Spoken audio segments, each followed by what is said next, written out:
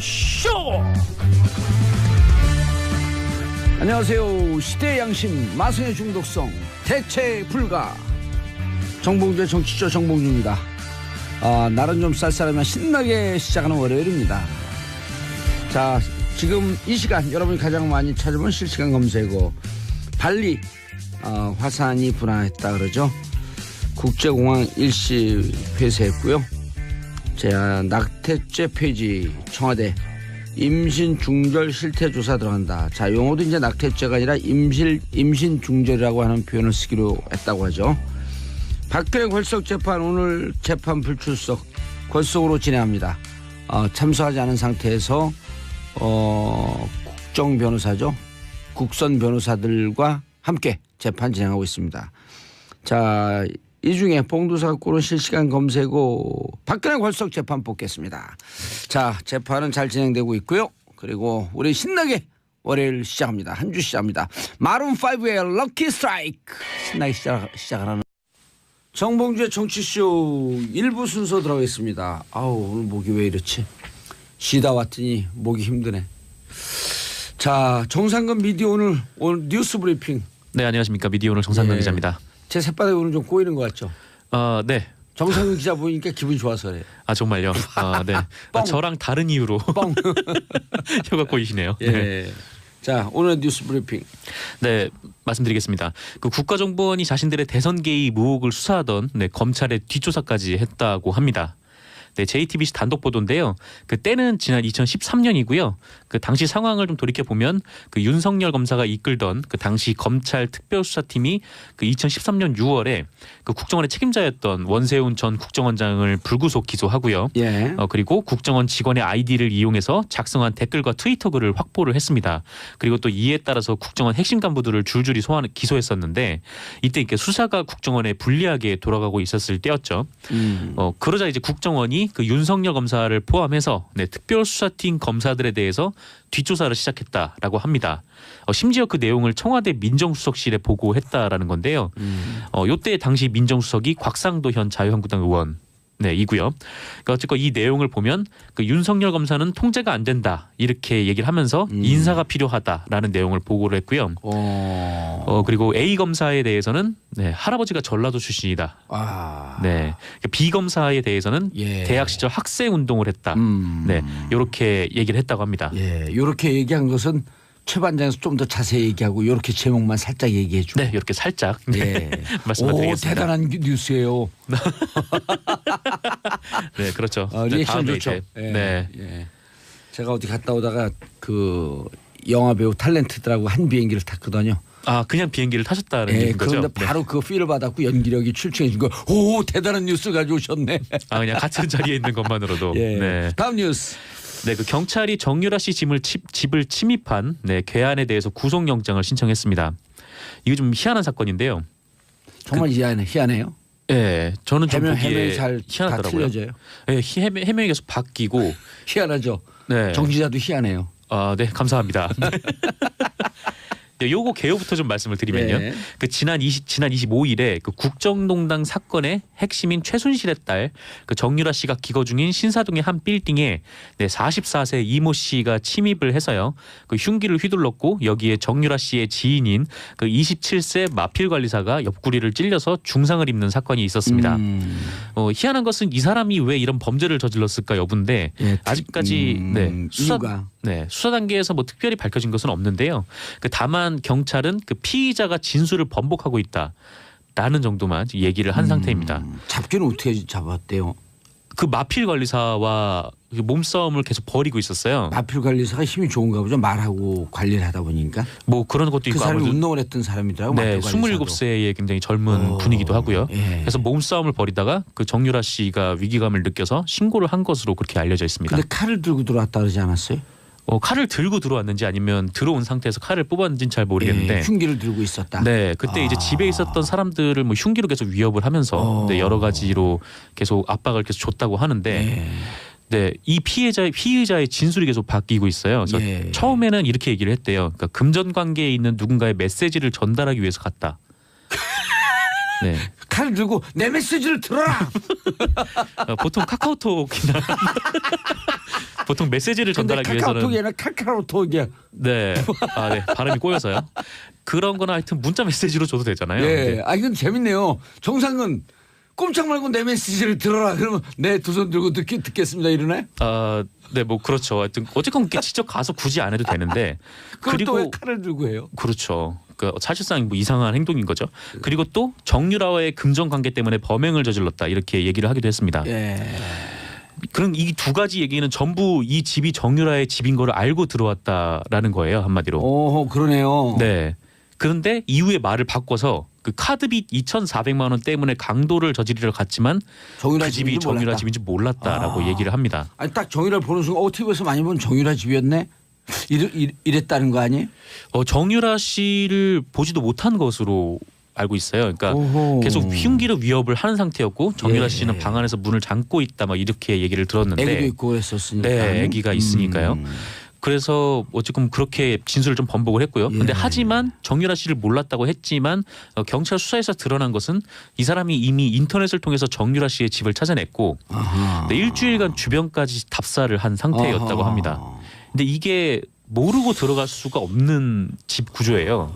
이게 왜냐면은 그 빌딩의 6층하고 7층을 지금 정유라 씨와 그다음에 그 정유라 씨와 함께 지내는 네, 뭐 그런 분들이 같이 살고 계시는데 예. 일단 이 집에 배달 음식까지 들어가지 못할 정도로 네, 경호가. 경비가 되게 삼엄하다고 합니다. 그리고 엘리베이터가 눌리지도 않는다고 해요. 그러니까 마스터 키가 있어야 그 6층으로 갈 수 있는 엘리베이터를 누를 수 있다고 합니다. 그래서 이 사람이 처음 이게 들어와가지고 한 게 이제 경비 보시는 분을 제압을 해서 네, 마스터 키를 네, 뺏었다고 해요. 그리고 6층을 딱 찍어갖고 들어간 거네요. 네, 그러니까 이게 준비를 그냥 설렁설렁해서는 절대 알 수가 없는, 그렇죠. 네, 할 수가 없는 그런 행동인 거죠. 어쨌건 게다가 또 이 건물에 쌀국수집이 있어가지고 굉장히 한 오후 3시쯤인가 그때 범행을 저질렀는데 사람들이 굉장히 많을 시간에 굳이 이런 시간을 틈타서 올라갔다는 것도 좀 이상하고요. 일부러 잡히려고 그랬나요?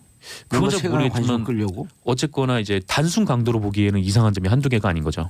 예. 네, 어쨌든 그렇습니다. 게다가 또 독특한 실제로 사건이에요. 네, 금전 피해도 없다고 하고요. 예. 그래서 의혹이 지금 한두 가지가 아 아니라고. 요즘 네. 그것도 집에 누가 돈을 둬요. 아 그렇죠. 요새 뭐 은행에도 두고 막 핸드폰으로 뱅킹도 하는 시대에. 네. 그리고 일단 돈이 없잖아요. 요즘 정유라 씨는 있겠구나. 예. 네. 돈이 있는지는 잘 모르겠습니다. 자, 임수진 뭔가 심히 의심하는 계획적 범죄 누가 의도한 것 같아요. 자, 여러분들 청취자 여러분들 시청자 여러분들도 함께 해주시기 바라겠습니다. 샵 1035 짧은 문자 50원 긴 문자 100원. 뭔가 심히 의심하는 계획적 범죄 누가 의도한 것 같아요. 임수진님. 이런 예리한 추정을 하시네 임수진님. 네. 이거 예리하지 않은 건가요? 네? 예리하지 않은 추정인가요? 아니요, 그 누가 봐도 굉장히 의심이 가는 그렇죠. 예. 네 정황들이 많죠. 경찰이 지금 계속 수사를 하고 있고. 네, 일단 구속영장을 청구를 구속영장 한 상태이기 청구했고, 때문에 예. 또 구속이 되면 본격적으로 수사가 계속 이어질 것 같습니다. 구속영장 청구하면은 또 이제 구속 적부심 신청하게 되면 10일 있다가 또 나오고 그런 건가요? 법원에서? 그럴 수도 있죠. 아니면 야, 우리나라 뭐 법원 특이해요. 영장이 기각될 수도 있고요. 예. 자, 우리나라 법원 특이해졌어요. 자, 청와대 낙태죄 사회적 논의 시작. 네, 그 청와대 조국 민정수석은 26일 그 낙태죄, 그러니까 임신 중절과 관련된 그 폐지 국민청원에 대해서 입장을 밝혔는데요. 이 국민청원이라는 것이 그 청와대 국민청원 홈페이지 게시판에 올리면 그 중에서 한 달 만에 20만 명이 서명을 한 네, 그런 사안에 한해서 청와대가 답변을 하게 돼 있습니다. 그래서 이게 미국 백악관의 그 홈페이지를 본다는 거죠. 그거는 제가 잘 모르겠어요. 사드 그때 배치 반대할 때 네네. 그 얘기가 쫙 돌았었죠. 음. 그래갖고 사드 20만 명 넘겨갖고 미국 측에서 답변하는데 답변 내용은 잘 모르겠고 네. 미국 백악관에 그렇게 청원 그래서 네네. 소수민족 소수자들 이런 청원 제도가 많이 있어요. 그거를 그대로 본다는 것 같아요. 네, 어쨌건 뭐 이렇게 국민들의 목소리를 진짜 반영할 수 있는 예. 통로이기도 한데 20만 명이 안 돼도 중요한 사안에 대해서 또 답변 하나 대통령이 이렇게까지 얘기했어요. 네, 문재인 대통령이 그렇게 얘기를 하셨는데 근데 어쨌건 이 청원 같은 경우에는 23만 명을 기록을 해서 네, 기준 요건이 충족을 해서 조국 민정수석이 답변을 한 것 같습니다. 예. 지난 9월에 소년법 개정 청원에 이어서 두 번째로 네, 이 답변을 한 건데요. 이 조국 수석이 이 임신 중절 네, 낙태죄와 관련돼서 한 말은 그 태아의 생명권은 매우 소중한 권리이지만 처벌 강화 위주의 정책으로 그 그 임신 중절이 음성화되고 네, 불법 시술이 양산되고 뭐 고비용 시술비 문제가 있고 또 해외 원정 시술이 있고 이런 부작용이 발생하고 있다. 뭐 예. 여성의 자기결정권 외에도 여성의 생명권과 건강권 침해 가능성 역시 함께 논의돼야 한다. 그리고 예. 현재 법제는 모든 책임을 여성에게 묻고 국가와 남성의 책임이 빠져 있다 이렇게 예. 얘기를 했는데요. 이 말뜻을 보면은 뭐 낙태죄 개정 쪽으로 좀 생각하고 있는 거 아니냐 좀 그렇게 해석이 되고 있습니다. 그렇죠. 생명권과 자기결정권, 그다음에 여성의 행복 추구권 이 두 개가 부딪히는 거죠.